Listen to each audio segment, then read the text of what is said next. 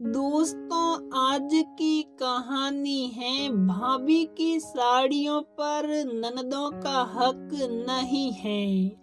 दोस्तों, कहानी शुरू करने से पहले अगर आपने हमारे चैनल को सब्सक्राइब नहीं किया है तो सब्सक्राइब कर लीजिए ताकि आपके पास पहुंचे हर नया वीडियो।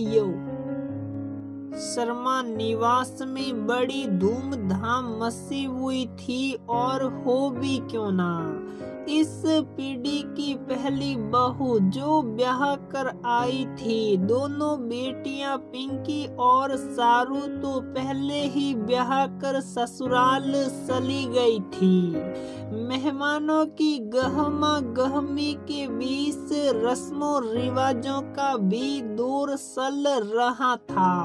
नमिता की प्रसन्न होने के बाद शकुंतला बुआ ने नमिता से पूजा के कमरे के बाहर पिसा हुआ गीला चावल की थापे लगवा दी गई थी। फिर आई कंगना खिलाने की बारी। जितेंद्र, देख आज तू हार गया, बीवी से तू जिंदगी भर हारता ही रहेगा। शकुंतला स्वभावानुसार बोली, बुआ जी जब हारना ही है तो आज ही क्यों नहीं। और फिर पति पत्नी एक दूसरे के ही हो गए तो फिर उनमें क्या हार क्या जीत। तरुण शकुंतला का चेहरा देखकर मुस्कुराते हुए बोला, शकुंतला उस समय सिड तो बहुत जोर गई, पर खैर हंसी खेल में वो रस्म भी पूरी हो गई। कावेरी ने बड़ी ननद शकुंतला से ही सब नेगसार पूरा कर वानी के लिए कह दिया था, क्योंकि कुछ मेहमान जा भी रहे थे और जब जिम्मेदारी कावेरी की तो वो उन सब के शगुन के लेन देन और विदाई में लगी हुई थी। बड़ी बुआ शकुंतला आगे बढ़ कर सारे नेगसार नमिता से पूरे करवा रही थी और नमिता उन्हीं के बताए अनुसार सब रस्में निभा रही थी। पहले सिलबट पर हल्दी पिसवाई गई। अरे बहू, कितने धीमे धीमे हाथ चला रही हो, क्या कभी सिलबट्टू चलाई नहीं क्या।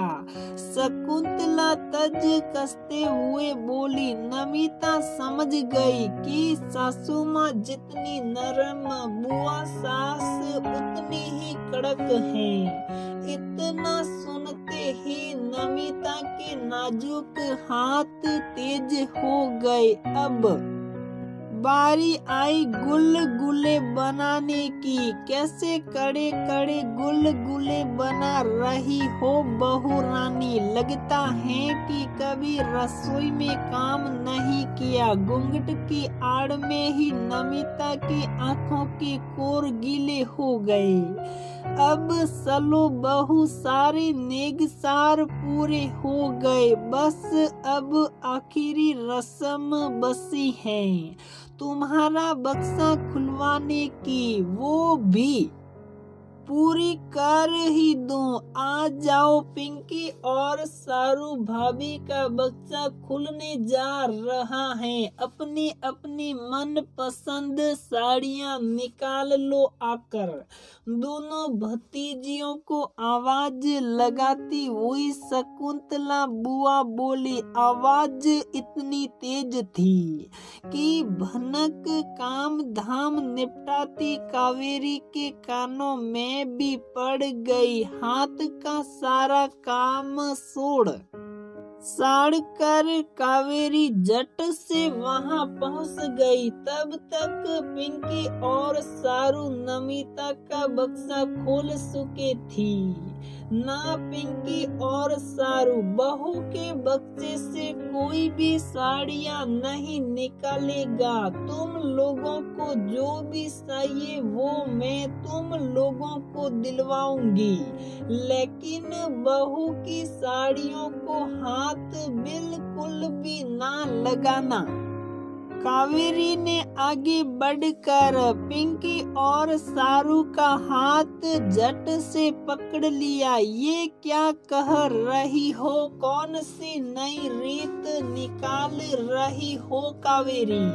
हमेशा से ही ननदे भाभी के बक्से से साड़ियाँ लेती चली आ रही हैं। ये तो ननदों का हक है। इस हक से बेटियों को क्यों वंचित कर रही हो? शकुंतला तमक कर बोली। कावेरी की आंखों के आगे अपनी शादी का नजारा घूम गया। सासू माँ ने कावेरी का बक्सा खोला और दोनों ननदे शकुंतला और माधुरी को ऐसे ही आवाज लगा दी, शकुंतला और माधुरी आ जाओ जल्दी से, अब बस आखिरी रस्म बची है, वो भी तुम दोनों निपटा दो। बहुरिया के बक्से से जो चाहो वो साड़ी ले लो। कावेरी तो सन्न से रह गई, क्योंकि उसकी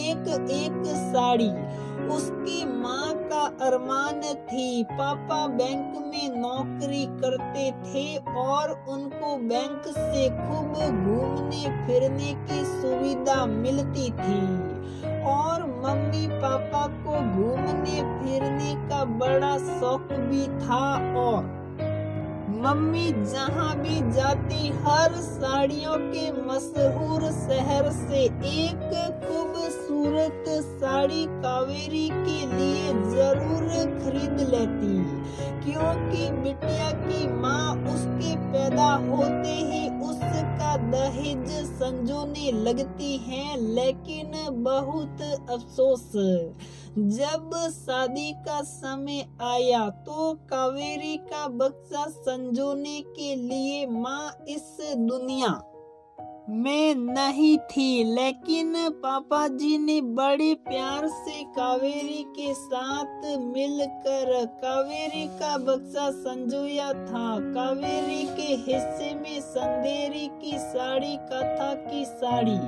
मैसूरी सिल्क की साड़ी, कलकत्ता की तांत की साड़ी और बनारसी साड़ी, सब एक से बढ़कर एक।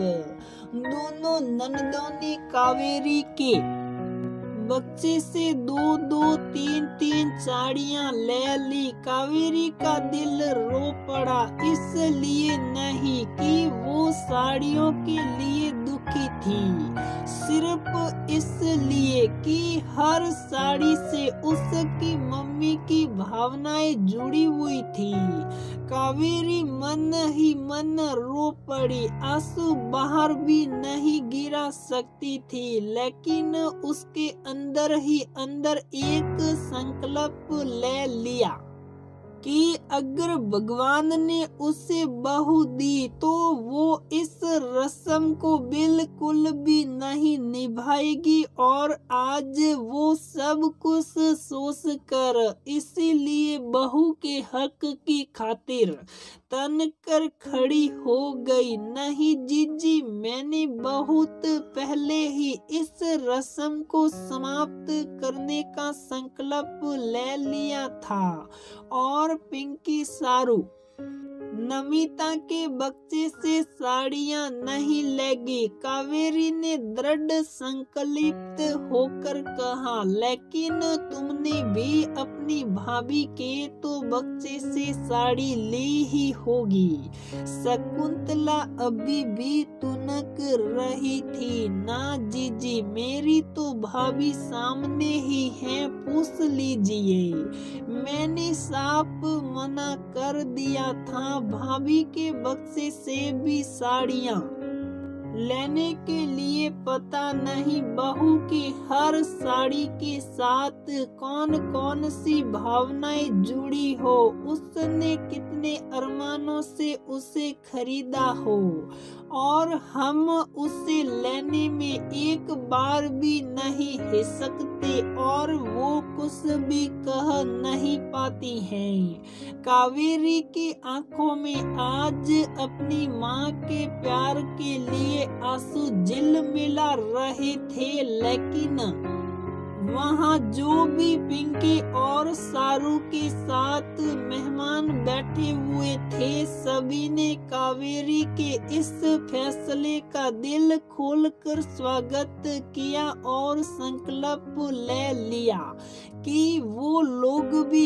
इस रस्म को जड़ से समाप्त कर देंगे और घूंघट में बैठी नमिता अपनी सासू माँ के इस फैसले से मंद मंद मुस्कुरा रही थी, क्योंकि उसने भी अपनी एक एक साड़ी बड़े ही अरमानों के साथ तैयार की थी।